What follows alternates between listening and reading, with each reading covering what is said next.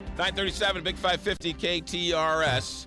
John Deal, Eric Schmidt, Jane Duker with us on the first edition of the 2014 board meeting here on the Big 550 KTRS. I want to bring to the airwaves legal marijuana in Colorado.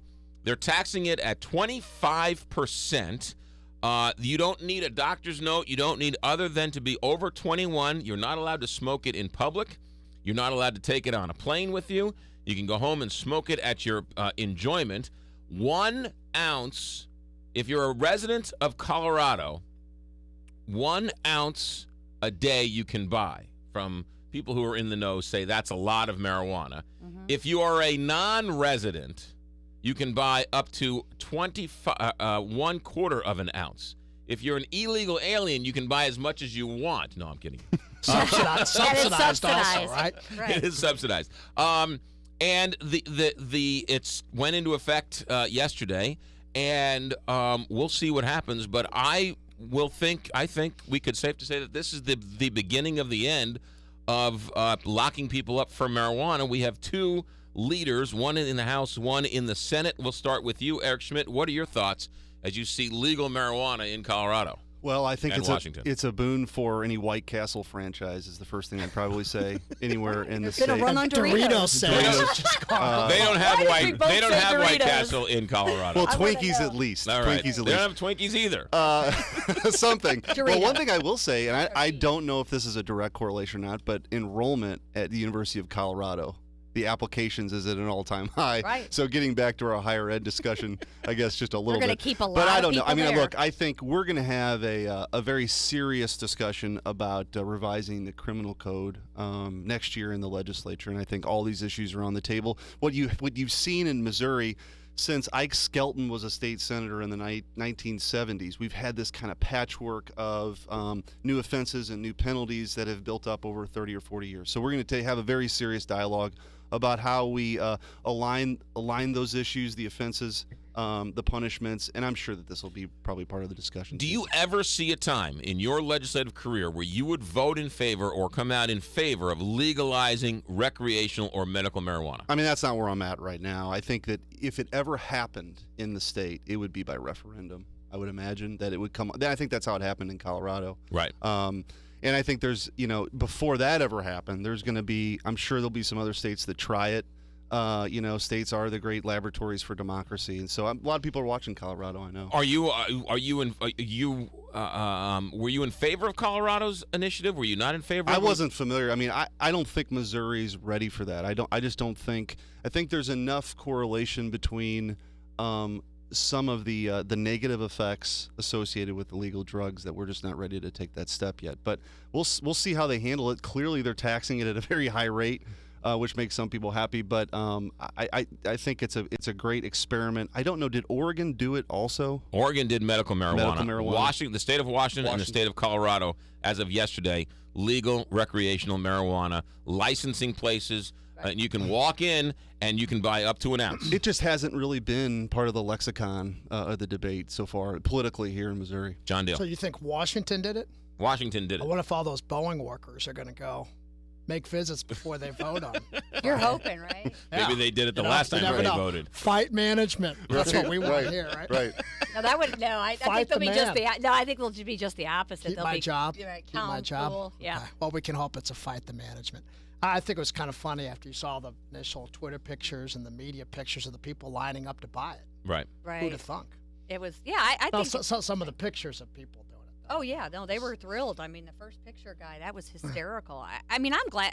You know what? I'm happy that Colorado's doing the experiment. Let's see how it works. I think Missouri is, we're more traditional in the way that, we'll wait and see how it happens. And, it's good to see how it works. I mean, you say funny things. There's probably increased enrollment at the college and universities.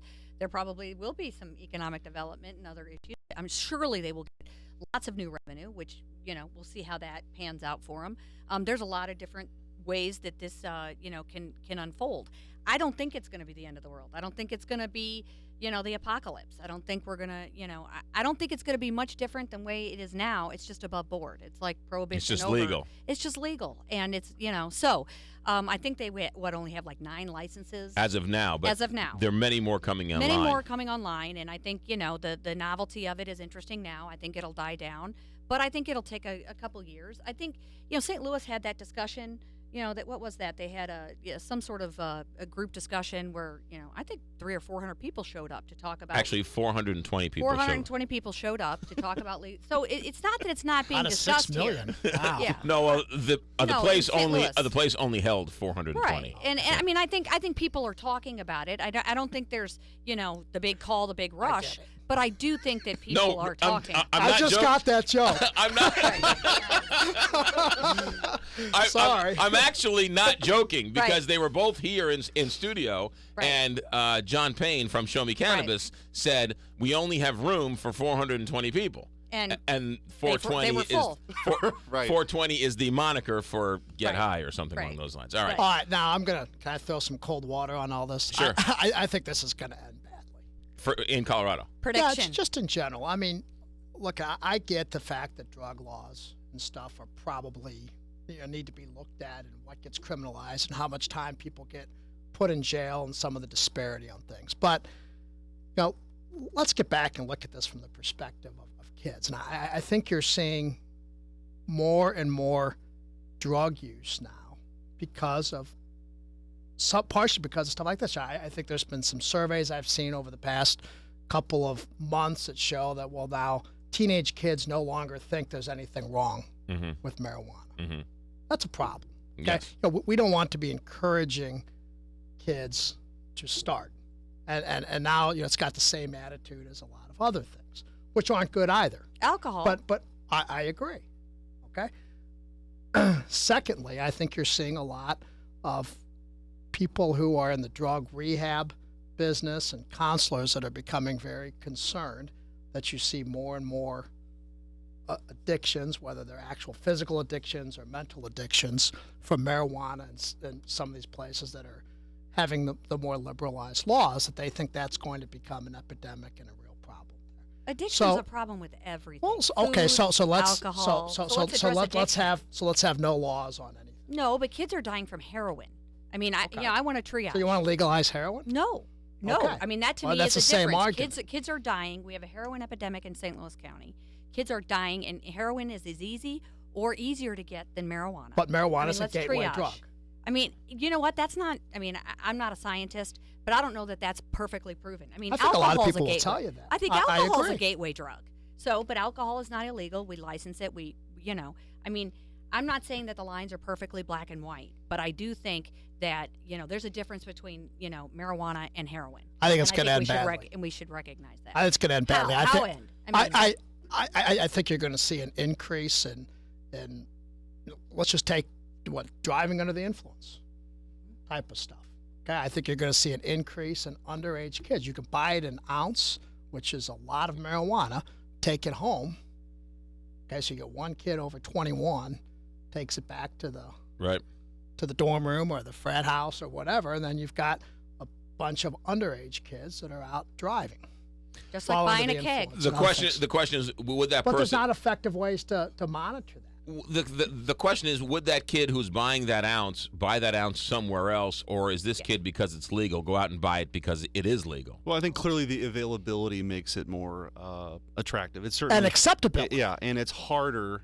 Not to say that no one. I mean, clearly we have a lot of issues surrounding the buying of illegal drugs, but if it's at the corner, if it's like going down the street to Walgreens, that's a different dynamic, of course, than all of the hoops that somebody would have to take or to jump through right now illegally. So. I do find it fascinating. Well, I won't get into It's that. easier to buy. It's easier to buy pot than it is to go in and get a 6-pack. It's easier to buy marijuana than it is to go buy a pack of cigarettes. Right, and I don't think that that's necessarily right, but I think we need to be realistic. And when I was in college, I will say this because you guys are much older than I am, so I don't know what it was Oh. like back in Europe, back in the Steele's old the school oldest. days. Yeah. But when I was Grandpa. when I was in I'm high acting like one too. when I was in high school and I was in college, you knew who was doing cocaine. You knew who wasn't doing Absolutely. cocaine. 1 phone call, 2 phone calls, you could have any drug you wanted delivered right to your front doorstep. Absolutely. Yeah. All right, quickly, while we still have a minute or two, you referenced that the labor leaders in Seattle are voting on this Boeing contract one more time up in Seattle. Eric Schmidt, what are you hearing from that, and sort of fill us in on what happens from It's that? Friday, so there's some conflicting reports as to whether or not that vote means all of the production will be in Washington, or they still would, for a variety of reasons, want to have maybe wing production somewhere else. The article I read today makes it seem like a lot of the work would stay in Washington if they vote to accept the contract. Now, they've voted against it already. The leadership there doesn't want to accept it. The national union is telling them, has forced this vote. So I don't have any more information than what's being reported in the newspaper. But clearly, I think what is important is that Missouri, through really a bipartisan effort, has put its best foot forward. We're in a really good spot if they decide to go somewhere else. And I think some of it, and I didn't see the article this morning, but everything I've read over the past couple of weeks, it just seems to be an assumption. I don't know that there's been any statements from Boeing that says if they pass this, Right. we will build it there. My understanding from Boeing is that Washington is now competing with everybody else.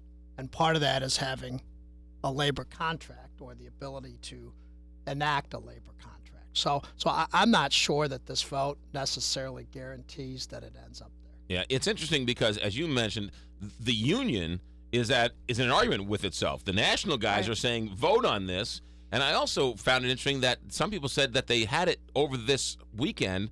Many people are still on vacation, so they're trying to put it in the best light possible so that all the naysayers aren't going to be there to vote against it. Well, that's right, because They what gotta I get the found vote out. interesting, the older union workers who would be most opposed to the contract are ones that are more likely to be on family vacations. This is just what I read, but it Right. makes some sense Right. that it's been scheduled for tomorrow when a lot of those folks might still be on their family vacation. So there's a lot, but that could backfire too. I mean, the internal politics of that, I don't have any clue, but people might recognize that as an affront to their local membership deciding for themselves. So it's hard to say, but it's certainly high drama and high stakes on Friday. But Boeing goes back one more time after being rejected two other times and says, "This is it, guys. This is your last go. Take it or leave it. If you fail, or if it fails, we're really going somewhere That's the one else." thing I think we know for sure. Is that? I wanted to know. I Yeah, mean, I wondered if I that had think been that's the one thing we reported. know for If sure. it fails, they're definitely Yeah. going somewhere else. But Okay. I don't think just because it passes, Yeah, it that's means true. the whole thing. I think that's Yeah. accurate. Yeah. Okay. All right, good. That's Eric Schmidt. We'll come back, wrap things up. That's John Deal and Jane Duker here on the board meeting, Big 550.